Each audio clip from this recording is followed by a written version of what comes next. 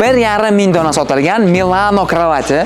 Buni hozir O'zbekistonning eng zo'r fabrikasida qanaqa qilib ishlab chiqarilayotganini birga ko'ramiz. Ketdik. Birinchisi biz LMDF kesamiz. Aynan shu materialdan butun karkasimiz yasaladi. Karkasimiz yasaladigan detallar juda ham geometriyasi qiyin, поэтому ularning hammasi chipu stanokda chiqadi. Bu takoy robot stanok desa ham bo'ladi, freza bilan kesadi. Ikkinchi etapda karkas yig'iladi. Mana bu уже tayyor karkaslar. Bu ana kravatning bosh tarafi, izgoloviyasi. Nima uchun kravatning ichi fasadni laminatdan yig'iladi? Buni Chernovoydan yig'sa bo'lardi. No. Biz mana bunaqa joylarga, mana bu ichki bort tonus laminatdan yig'ilgani uchun o'shani ostatkasi, ya'ni listda ostatligini biz mana bunaqa mayda detallarga ham ishlatamiz-da mana. И сразу bu yoqda butun karkas bitta materialdan chiqadi, LMDF dan chiqib ketadi. Okey. Kel bu yoqqa yaqinroq. Mana bu zakladnoy gaykalar tashab ketamiz sразу, u tomondan keyin boltlar qotadi bu yoqqa. Karkas juda ham mo'shni chiqadi, потому что bu yerda mana bu mixlar bilan olib tashlaydi, klelab tashlaydi-da. Mana bu karkas qilib 3 ta mana bunaqa 50 mm bo'ladi-da. Bu o'sha 50 mmlik mo'shni MDF karkas. Bu yerda biz paralon kesamiz. Davayjon.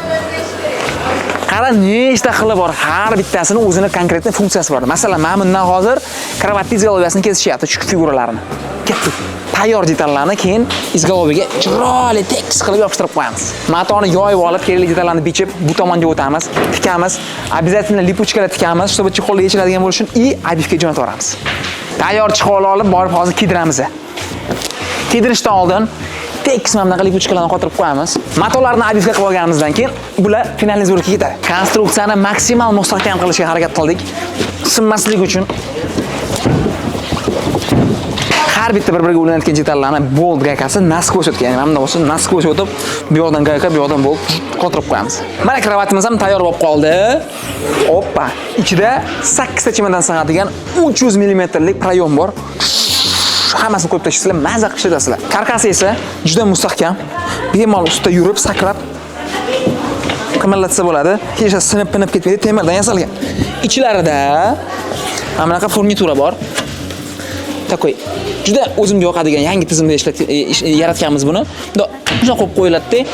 Boshqa xonaga olib chiqayotganingizda yoki upakovkadan opet taxlayotganingizda shuni chiqarib olasiz bo'ldi. Mana bitta ham bor, bokovoy qara. Mana bitta mana. Qara. Tirs. Bu mexanizmda 10 ming marta ochilib yopilishi garantiyasi bor. Ya'ni 10 yil.